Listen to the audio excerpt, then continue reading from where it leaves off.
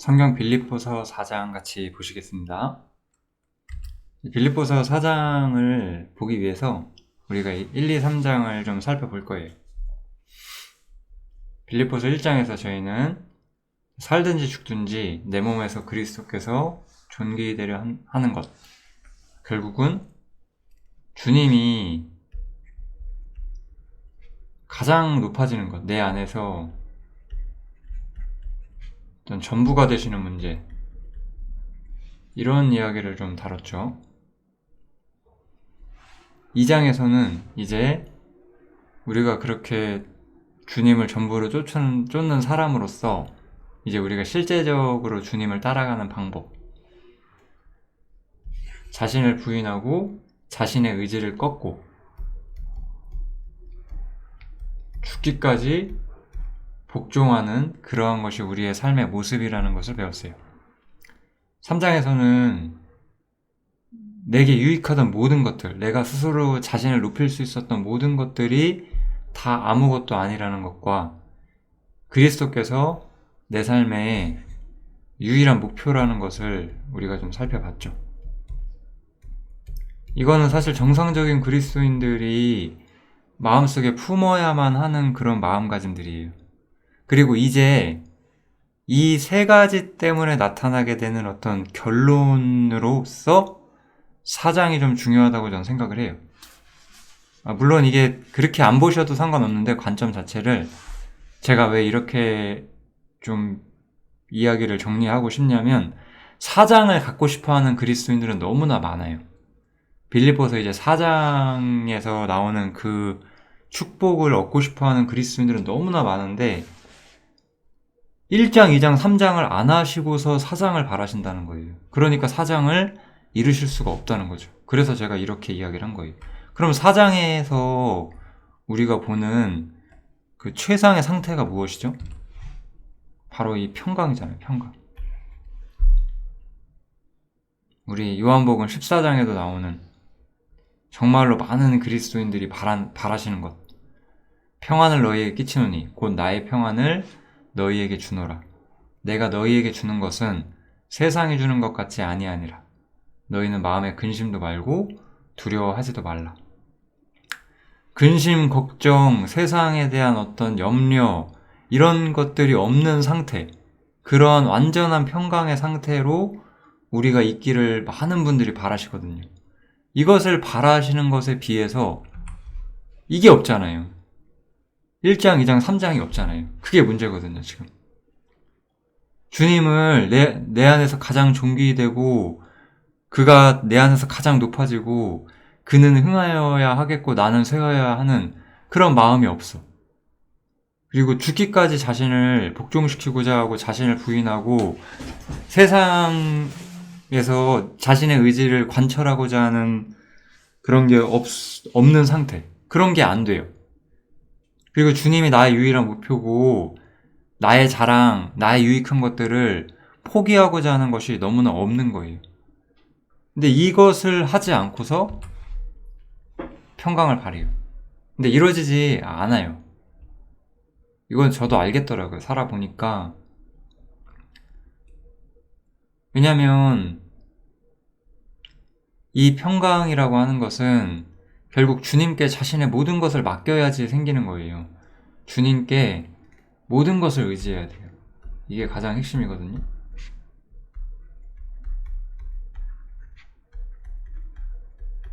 모든 것을 의지하는 것이 가장 핵심적인 주제가 돼요. 그런데 우리가 1장, 2장, 3장에서 우리가 해야 되는 것은 결국 주님이 자신의 모든 것이고 모든 것을 그분께 의지하는 거거든요. 그걸 안 하기 때문에 이 4장이 가진 어떤 실제적인 주제를 내가 진짜로 맛보기가 힘든 거죠. 그래서 이제 평강에 대해서 또 환경을 초월하는 문제에 대해서 실제적으로 한번 살펴보겠습니다. 네. 4장에서 여러 가지 권면들이 나오죠. 항상 이 그 성도에 대한 사랑과 함께 여러 권면들을 해주고 있어요. 유오디아와 순두계라는 두 사람이 좀 서로 약간 다툼이 있었던 것 같아요. 그래서 같은 마음을 품으라고 이야기해주고 있고 또 나와 멍에를 같이 한 자 내게 구하노니 여기에는 이 편지를 대서한 에바브로디도죠.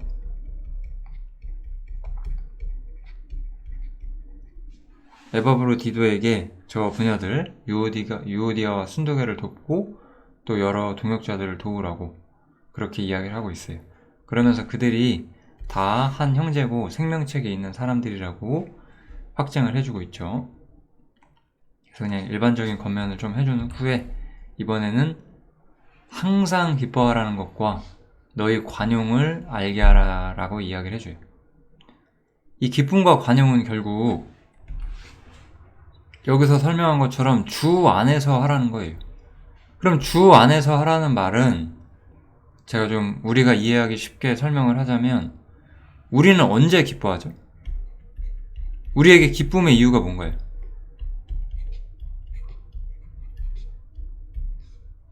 뭔가 원인이라는 게 있어요. 기쁨의 원인. 그 원인이라는 것이 이제 바깥에서 오는 거죠. 뭐 내가 원하는 목표가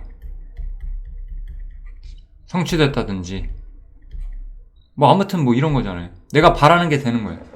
내가 뭐 어디 시험 합격하고 싶은데 합격을 했어. 뭐 돈을 더 많이 벌고 싶은데 돈을 벌었어요. 뭐 내가 누구랑 친해지고 싶었는데 친해졌어. 뭐 이런 것들 있잖아요. 아무튼지 간에 세상 속에서 이런 게 기쁨의 원인이 되는 거죠. 또 관용도 우리는 어떤 사람들한테 베풀기가 쉽죠? 나에게 잘하는 사람. 그런데 여기서는 우리는 뭘 배워야 되냐면 우리는 항상 기뻐해야 돼요. 항상 기뻐한다는 건 뭐예요? 내가 이런 어떤 내가 원하는 대로 됨으로써 내가 기뻐할 수 있는 그런 기쁨의 원천이 없을 때에도 세상 속에 기쁨의 원천이 없을 때에도 우리는 항상 기뻐해야 된다는 거예요. 왜냐하면 나에게 기쁨을 부어주시는 것은 주님이시기 때문에 그렇다는 거예요. 그리고 이걸 할 수 있는 사람이었어요. 바울 사도는. 우리도 이걸 할 수 있는 사람들이 맞아요. 그리고 이렇게 생각을 안 하시는 경우가 많죠. 별거 아니거든요. 이런 것들. 주님께 자신의 모든 걸 의탁하고 주님을 내 앞에 최고의 자리에 올려놓는다면 이런 게 어려운 일이 아니에요. 이런 게 안 되는 이유는 1장, 2장, 3장을 안 하셔서 그런 것이다. 이렇게 생각하시면 돼요. 되게 쉽거든요. 우리가 성경을 묵상하고 성경을 공부하고 우리 삶에 적용할 때는 항상 생각을 복잡하게 하시면 안 돼요. 심플하게. 성경에 있는 그대로. 명료하게 하시면 돼요. 이런 거 전혀 어려운 거 아니에요. 또 관용 또한 나에게 잘해주는 사람에게만 나타내야 되나요? 아니죠. 모든 사람에게 우리의 관용을 나타내야 하는 거죠. 이게 핵심이에요. 결국 기쁨과 관용이란 것은 나로부터 나오는 것이 아닌 거예요. 주님께로부터 오는 것이 되어야 해요. 그래서 내가 기쁠 수 없는 상황에서도 기뻐할 수 있고 내가 관용을 베풀 수 없는 상황에서도 관용을 베푸는 것. 이렇게 우리는 환경과 상황을 뛰어넘는 어떤 주님의 임재 속에서 주님 가운데서 사는 사람으로서 그 힘을 발휘해야 해요. 바울 사도는 정말로 이런 말 하기가 쉬운 사람이었어요. 왜냐하면 바울 사도는 이때 감옥에 갇혀 있었잖아요. 감옥에 갇혀 있어도 바울 사도는 기뻐할 수 있었다는 뜻이죠. 그것이 이렇게 명령하기에 그가 힘 있는 사람이 될 수 있는 거고 우리는 다 그럴 수 있어요. 우리가 더 어려운 상황에서 더 기뻐할 수 있고 왜냐면 내가 세상에서 잘 될 때 기뻐하는 거는 그거는 주 안에서 기뻐하는 게 아니잖아요. 내가 잘 돼서 기뻐하는 거잖아요. 그런 기쁨은 누구나 다 할 수 있는 기쁨이거든요. 세상 속에서 하는 기쁨.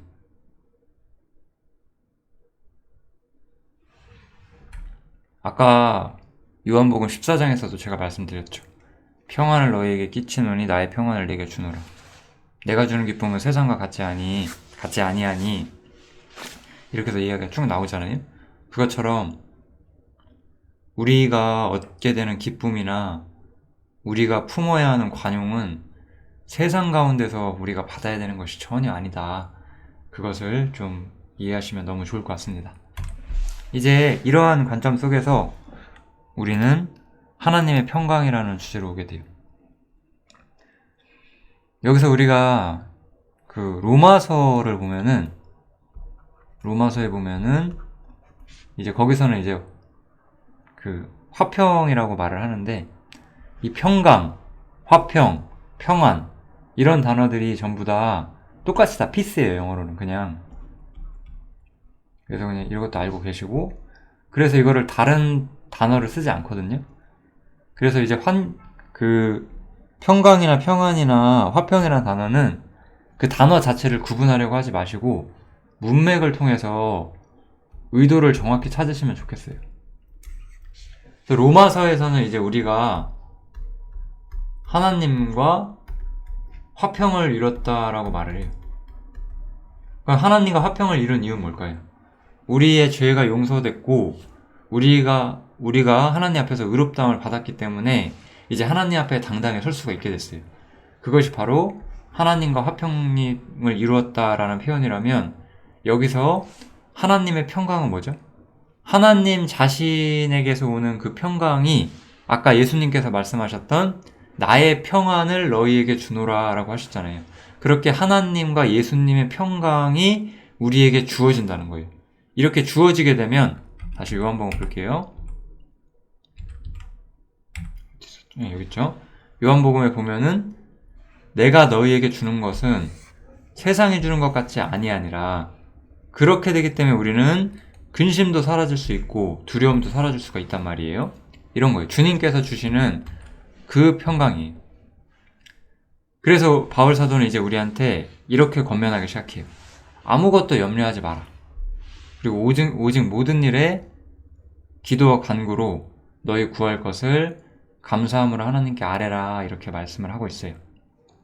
그렇게 한다면 모든 지각에 뛰어난 하나님의 평강이 그리스도 예수 안에서 너희 마음과 생각을 지키시리라, 이렇게 말씀하시죠. 이 빌립보서가 사실 굉장히 쉽거든요. 쉬운데 이게 경험적이란 말이에요. 빌립보서는 쉽지만 우리 성도의 어떤 그 경험, 특별히 어떤 주 안에서 온전히 살아가는 성도의 경험을 다루고 있어요. 그래서 빌립보서를 실제로 많이 맛보시면서 사는 분들은 생각보다 아마 적을 거예요. 그렇지만 실제로는 매우 쉬운 성경이고, 이 구절도 되게 쉬워요. 왜냐하면 왜 우리가 기도와 기도 응답에 대해서 굉장히 잘못된 생각들을 갖고 있냐면, 이런 구절들을 잘 모르셔서 그런 거예요. 너무 쉽거든요. 우리가 힘든 일, 어려운 일, 하나님께 의탁해야 될 일 있으면 당연히 기도를 해야 돼요. 어려운 게 아니거든요. 그러면은 우리는 너무나 쉽게 내가 기도한 것이 그대로 이루어지길 바래요. 그러고 나서는 그게 안 이루어지기 때문에 하나님의 어떤 임재와 능력, 이런 것들을 더 의심하게 되고 더 혼돈 가운데 빠지게 되는 거죠. 근데 성경 보세요. 여기 보시면 우리가 기도하게 되면 그 응답이 뭔가요? 모든 지각에 뛰어난 하나님의 평강이 그리스도 예수 안에서 우리 마음과 생각을 지키시는 거예요. 이게 우리에게 이루어지는 하나님의 응답이란 말이죠. 중요한 것은 내가 갑자기 굉장히 어려운 상황에 빠졌어요. 이 어려운 상황을 나오게 해달라고 기도를 정말로 진실로 해보세요. 그렇다면은 정말 온전한 경험을 하는 그리스도인들은 그 위기 상황에서 주님께서 바로 빼주시는 게 아니라 그 위기 상황에서도 하나님께 감사할 수 있고 그 깨지지 않는 평강을 주신다는 거예요. 근데 우리는 위기 상황에서 돌파가 안 되기 때문에 하나님께서 왜 날 안 도와주실까, 이렇게 생각하는 경우가 너무나 많죠. 이 기도에 대한 응답을 잘 모르시는 거예요.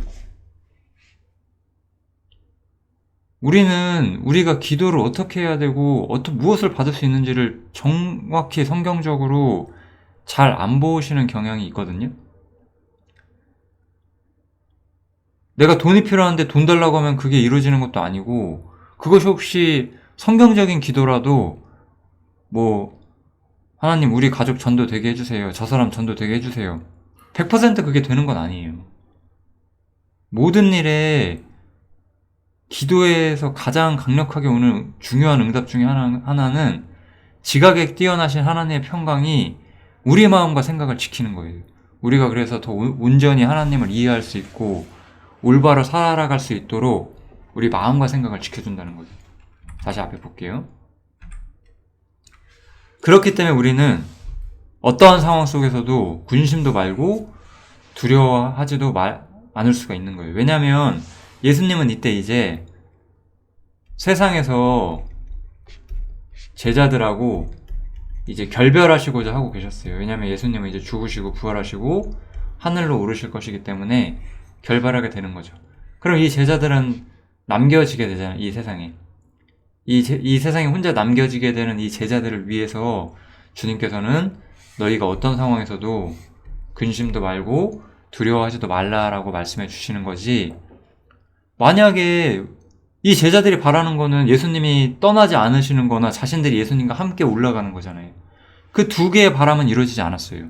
그게 아니라 주님은 같이 계시지 않지만, 이 땅에서 육신적으로 같이 계시지 않지만 이제 이들 안에 성령이 주어지게 될 것이고, 성령을 통해서 이들은 군심도 말고 두려워하지도 않을 수 있는 그런 위치에 들어가는 거거든요.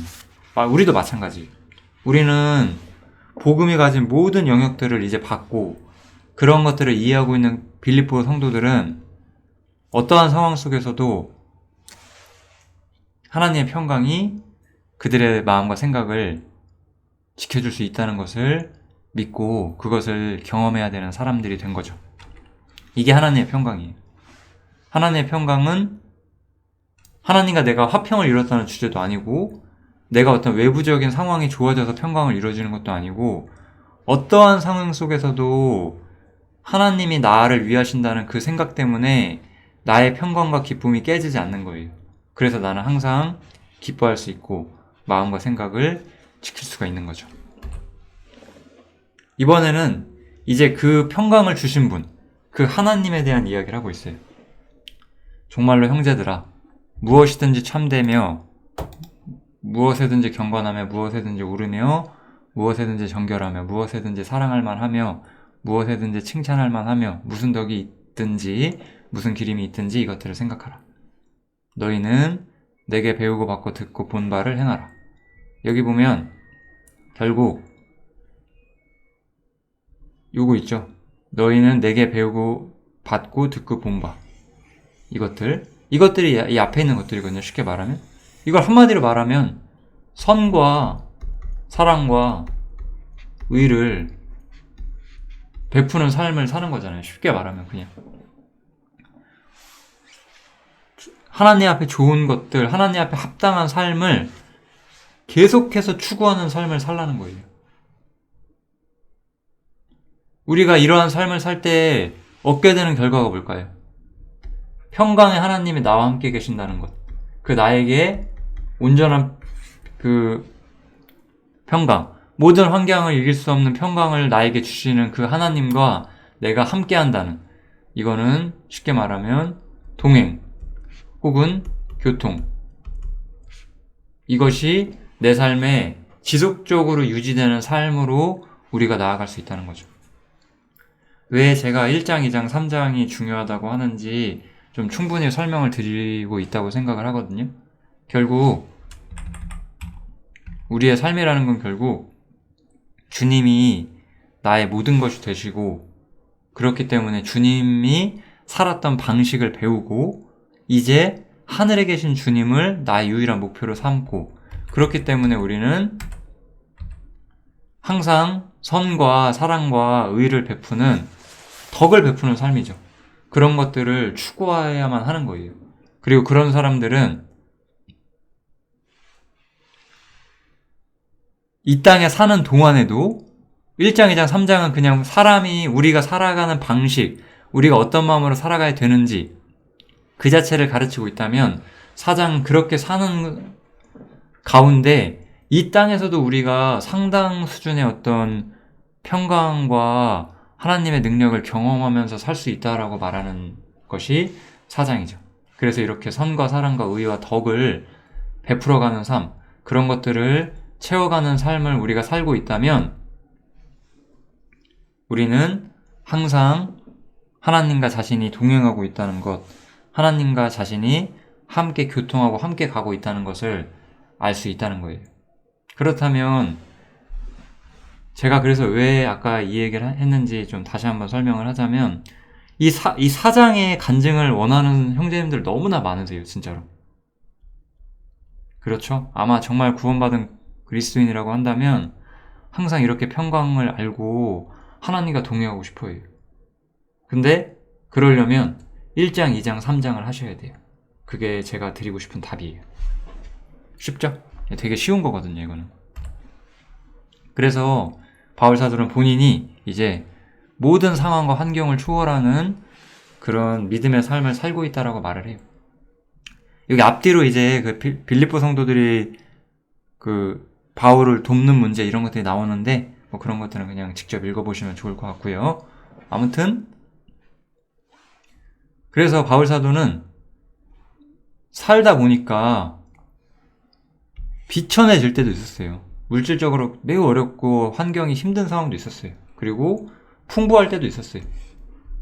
그런데 바울 사도는 이런 게 중요한 게 아니었어요. 자신이 배고프든 배가 부르든지 간에 일체의 비결을 배울 수가 있었다는 거예요. 이게 정말로 그래요. 제가 지금은 형편이 좀 나아졌고 이전에는 지금보다 훨씬 더 형편이 좋지 않았지만 똑같아요. 마음을 지키는 데 있어서 전혀 문제가 안 되거든요. 왜냐하면 환경을 초월하는 그러한 신앙 속에서 어려운 상황이 나에게 오든 뭐 좀 더 편안한 상황이 나에게 오든 주님을 향한 나의 의지함, 그분께 대한 나의 의탁 이런 것은 전혀 변할 수 없는 거거든요.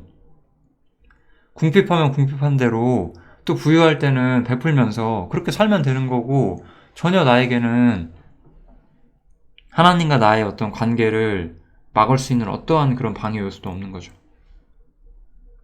바울사도는 이것이 특별히 내게라고 말하면서 개인의 경험이란 것을 좀 강조하고 있어요. 성경에서 내게라고 말하는 건 다 그런 거거든요.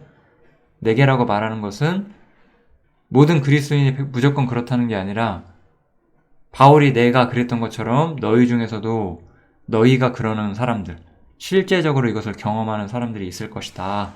이런 표현이라고 보시면 될 것 같아요. 그래서 주님께서 능력 주시는 자 안에서 우리가 모든 것을 할 수 있다.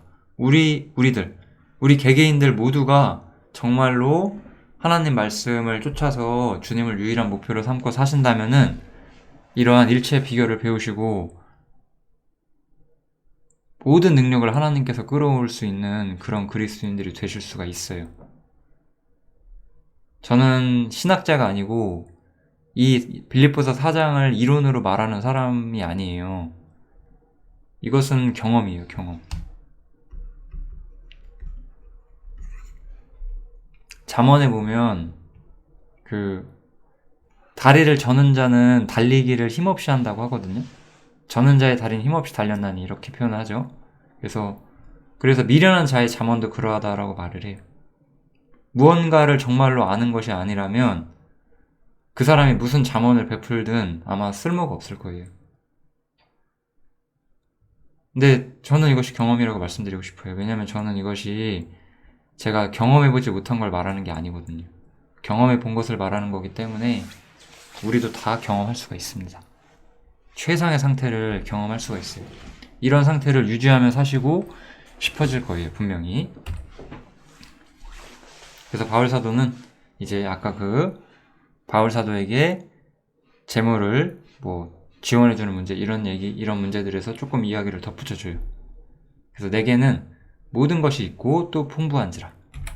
에바브로디도 편에 너희의 준 것을 받음으로 내가 풍족하니 이는 받으실 만한 향기로운 재물이요 하나님을 기쁘시게 하는 것이라. 이렇게 하면서 이 빌립보 교인들은 에바브로디도를 통해서 바울을 도왔어요. 이것은 하나님을 기쁘시게 하는 너희의 어떤 사역이다, 잘한 일이다 라고 말해요. 자신이 이걸 받아서 고맙다라고 말하기 전에 이건 너희가 하나님을 기쁘시게 한 것이다 이렇게 말하죠. 이렇게 말할 수 있는 건 정말 대단한 거예요. 그렇지 않나요? 그리고 또한 이제 나의 하나님께서 그리스도 예수 안에서 영광 가운데 풍성하신 그대로 너희 모든 쓸 것을 채우시기를 바라는 그런 마음을 전해주고 있죠. 이 모든 쓸 것이 꼭 재물을 우리가 이게 내가 10,000원 재물 베풀면 20,000원 받겠지 이렇게 생각하시면 절대 안 돼요. 이러면은 우리가 모든 게 꼬여버려요. 항상 하나님의 평강이 우리 마음과 생각을 먼저 지켜주신다는 거.